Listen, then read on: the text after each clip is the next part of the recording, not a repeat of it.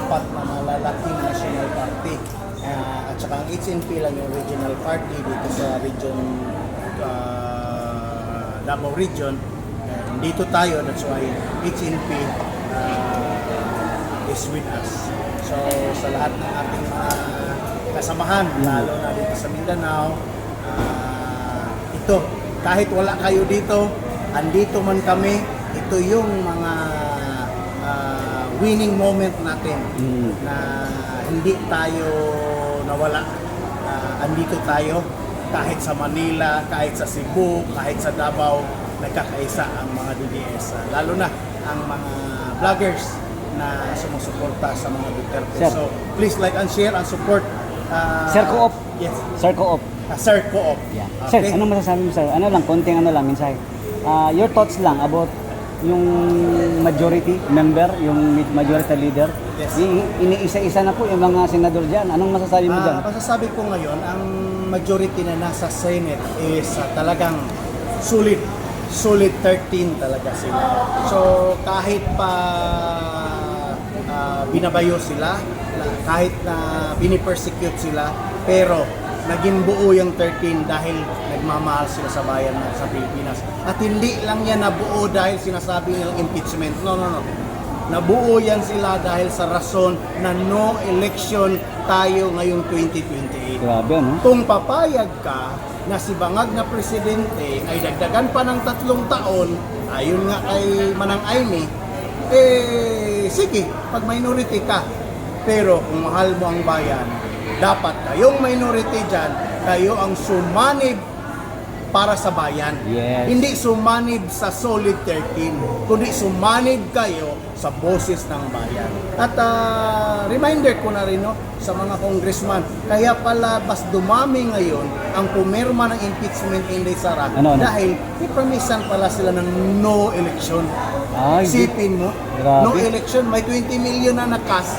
Ayon pa kay Manang Aimee, Yun pala yun. mayroon pang mga project, I believe, doon din ang mga flood control na paborito nila, hundreds of million, plus no election. Grabe. Kaya, gusto talaga nilang sakupin, guluhin ang Senate ngayon dahil masira man ang promise nila sa mga congressman. So, ibig sabihin, natuwa sila nung pinamisan sila na ma-retain sila sa kanyang posisyon. Yes. Pero ngayon, sumakit ang ulo ng Malacanang, I believe, sila naman nagplano yan, hindi magkakatotoo yun kung buo ang majority 13. sa Senate. Oo. So, Mahirapan sila. I believe, habang nipipresyo ng taong bayan ng Pilipinas ang mga minority ngayon, I believe maging super majority. Ang tingin ko, ang maiwan lang dyan, nasa 6-7 lang. So, naniniwala ka doon, sir? May maraming nagsasabi na yung pagboto nila sa bagong Senate President, no? May nag-abstain. Then kinonfirm kung saan ba talaga sila, minority at saka majority, nag-minority. Maraming nagsasabi na hindi pa daw yun final. Kumbaga, iba daw yung botohan sa impeachment. Yes, Anong hindi pa masasabi? final. Para sa akin, 7 lang ang boto nila. So, bakit? Dahil ma-pressure sila sa taong bayan. Normal, alam naman natin that impeachment is a political exercise. Yes, I So, pag nakita ng mga senador na minority ngayon na talagang tama pala ang taong bayan, na ang taong bayan ang nagdesisyon, ang maiwan dyan, tingin ko nga, sabi nga ng iba 5 pero sa akin nasa 6 or 7. Ang nakikita ko kasi dun, sir, is nag-abstain sila after na nagboto sila na bago nga Senate President. Pero wala naman yatang parang non-bearing na ba? Kasi hindi pa rin sila mananalo eh. Hindi pa rin na makukuha ang new Senate President or kay Tito Soto. Kasi nga, kahit mag-abstain yung dalawa o sabihin lang minority, talo pa din sila. Yes, talo talaga. At isipin mo na ang dapat buboto kay Inday is at least 2/3. So 2/3 is, kung hindi ako nagkamali, 6 or 7. So, paano yun?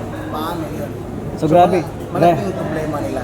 Kita mo sir, yung ginagawa nila ngayon, iniisa-isa nila kasuhan itong mga nasa majority. Pero iniisa-isa nila, pero masasabi ko lang, ang taong bayan ay nagtitimpi. Yun. Huwag nyo hintayin na puputok ang galit ng taong bayan. Huwag niyong hintayin na ang taga Mindanao pupunta doon sa Luzon para manood. Hindi ko sinabing para lumusob ha. Kaya, Para manood Para sa ma-witness inyong nila. ginagawa niyo. Ma-witness Huwag nila. niyong hintayin na ang taga Visayas manood papuntang Yun. Luzon para mag-witness sa inyong Visayas at ginagawa. Mindanao, manood ng sabay-sabay. So, paano yan? So, hindi ko sinasabing lulusob ang taga Mindanao doon. Wala, at wala. saka taga Visayas. Wala tayong sinabi. Ang sinabi ko, manood sa mga ginagawa niyong Kasi kapulisan. may magandang show doon, movie eh. So, I'm inviting you all, sino yung mga sulit na mga andyan sa NCR. Ako si King Belimac, ang Tabang Mindanao Duterte Alliance. Laging nakikita nyo sa Senate. So, nakakuha na naman tayo ng 7 araw na permit para mag-rally sa Senate. Ayun. So, from last night until 7 days next week, you will be seeing me in the Senate again. Yes. So, huwag kayong mag-alala sa mga taong hindi makasama. Ang boses ko ay boses ng bayan. Yan, maraming salamat sir. ha. Salamat, and to God be the glory. Yes po. Salamat. Kita-kita.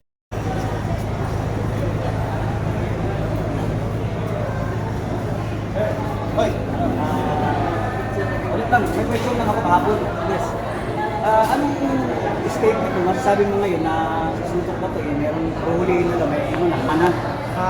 masasabi ko lang is that paano nyo imanhan si Senator Bato na wala nga kayong search warrant. At ang masasabi ko lang sa mga pulis or CIDG or sa NBI na kayo ang manghuli kay Kuya Sen, number 1, paghulihin nyo yan siya, labagyan sa batas para ka na rin hindi Pilipino. Pangalawa, bantayan nyo ang galit ng taong bayan. Huwag nyo siyang hulihin na ang taong bayan ay nagagalit na dahil parang inaabusan nyo na. Remember that, mahal si Senator Bato ng taong bayan at milyon-milyon ang bumoto sa kanya at naniniwala, tapos ipakulong nyo lang sa Senate. Pangatlo, paghulihin niyo si Senator Bato ng illegal na pagkahuli, hindi niyo mapaintindi, hindi niyo nga mapakita-kita nga sa public kung anong klaseng warrant yan siya. At ang tanong doon, bakit siya naging secret warrant? Bakit niyo parang hulihin si Senator Bato at dalhin na naman doon sa dahig na walang due process? Pwede sa inyo yun? At ang pang-apat, ang sabi ko, kung gawin niyo yung kay Senator Bato, sa tingin niyo, sa sarili niyo as Pilipino, papayag ka na ganunin ka lang ng isang international na court? So, yun lang. Ang masasabi ko naman, para sa mga kababayan kong mga OFW, talagang manood kayo lagi and i-share nyo ang mga videos when it comes to updates sa Senate at anong mga pangyayari. And I want to inform mga kababayan natin sa NCR na nakakuha na naman tayo ng additional 1 week permit sa Senate na matulog, magbantay sa Senado, and you are invited to join there. Ang advice ko lang, magdala kayo ng sarili nyong pagkain. Magdala kayo ng sarili nyong tubig, payong at saka kapote. At magdala kayo ng sarili nyong karton dahil doon kami sa karton natutulog. So, and tuloy ang laban dahil alam ko, Kuya Sen, pre, huwag kang mag-alala dyan. Ang taong bayan ay nasa iyong likod, nasa gilid mo, nagpipray ang maraming mga kababayan natin. Be strong for our country. Mahal ka ng Pilipino. Additional lang, based sa yung palagay sir, meron na ba talagang warrant dito sa local? Di ba ito? Masabi nga, wala nga kaso nga si Kuya Bato kahit saan na regional court. So dapat kasuhan nyo. And kung if ever lalabas ang regional trial court ng warrant of arrest, i-warrant niya siya. Ibig sabihin sir, yung pinangahawakan ng nilang warrant, yung hinawakan ni Trillanes, doon Si niya pakita. Trililing, na Trililing na nga talaga siya. Bakit? Ano ka ba? Agent ka ba ng Parang arresting officer ng ICC. Agent ka ba ng ICC? Or sheriff ka ba ng ICC? Ano nangyari sa'yo? Iwan ko na sa'yo. Siguro nasaktan lang siya, ikaw nag-surrender ka. Si Kuya Bato, nakapasok sa Senate safe, nakalaba na umuwi siya safe din siya. Safe din. So ang nangyari, nakaka-challenge din siya. Paano niya nagawa? Kaya, iba naman kwento sa kanya. Rebellion naman yung kaso niya. Oo. Diba? So okay lang yun sa kanya. Dahil ang nagkaso sa kanya is the local court. Yan. Hindi international court. Ang problema dito kay ang kaso nila kasi ng Cotabato is ICC. Yes. Tapos, ang daming kumakalat ngayon na issue na nagreklamo na ngayon yung isang non-government organization Yes, sa Japan. sa international na Sa talagang UN. meron talagang impeachment bribery, may nangyayari na political warfare, yung sabi mo dun sa So masasabi ko lang, lalabas ang katotohanan. Marami pang lalabas, marami pang mga NGO organization na nagmamahal sa Pilipinas, nagmamahal sa ating demokrasya. Lagi niyong tandaan na ang Pilipinas ay isa sa pinakamagandang democratic country. Ngayon, inaatake tayo ng mga komunista, inaatake tayo ng mga countries na hindi naniniwala ng demokrasya.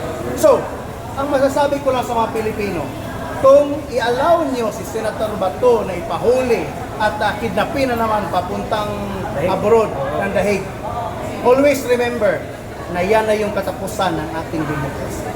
Akala nyo, hanggang tingin-tingin lang kayo sa mga news ngayon, hindi nga kayo marunong mag-like and share sa mga balitang tamang balita.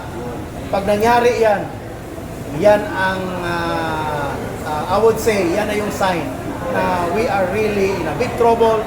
Nasa high-tech na tayo na martial law. Kung ganun man mangyari. Di ba sir, ito sir, di ba dapat yung pulis po ng ICC ang dapat na, kung may arrest warrant man, di ba dapat kung may pulis man yung ICC, dapat sila yung humuli, hindi yung pulis lang dito sa ating bansa. Actually, ang ICC is wala naman silang enforcement, wala silang pulis. So, ang mangyari niyan, ang ICC report yan siya sa Interpol, sa transnational, tapos ang dapat niyan, yung warrant of arrest ni Kuya Bato, dalhin ng DFA at ng Department of Justice, kasama yung representative ng ICC, dalhin sa regional court. Hindi na si Trillanes ang padalhin nyo.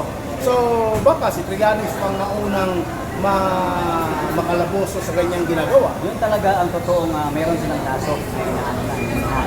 Yung kaso nila na warrant galing kay Trillanes, wala yung basura yun. Totoo yun.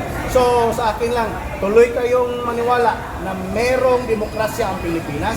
Tuloy kayong maniwala na majority ng Pilipino nasa likod kung ano ang tama. Kung nasa tama ka, hindi ka nagkakamali. So, tuloy lang ang laban mga kababayan at huwag mawala ng pag-asa. Pero sa panahon. Sir, yung Supreme Court, sir, sa Monday may yung wala na ba yung talagang ano na ba yung Supreme Court? O kumbaga 50-50 pa o bang magbago pa yung decision? Ang desisyon sa Supreme Court, alam naman natin na ang Supreme Court ay hindi iyan siya sa ating, I would say, nasa sa side ng DDS. Ang Supreme Court, wala din yan sa side ng administrasyon. Ang Supreme Court talaga ay fair talaga yan siya. So, hindi nagdidesisyon ang Supreme Court na may politika. So, makita natin, at this time, ay hindi nag-grant ang TRO, but hindi naman yun siya sila lahat bumoto ng no for TRO. Kasi may anin sir, di ba? I believe nagsa-study pa ang iba.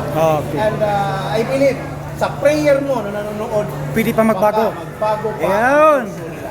So, sabi ko nga, huwag mawala ng pag-asa. Yes. Technically lang. Saan kayo yung Sir Bato? Sa akin si Kuya Bato, nasa lahat ng paligid kung saan ka makakita ng bato, yun si Kuya Bato.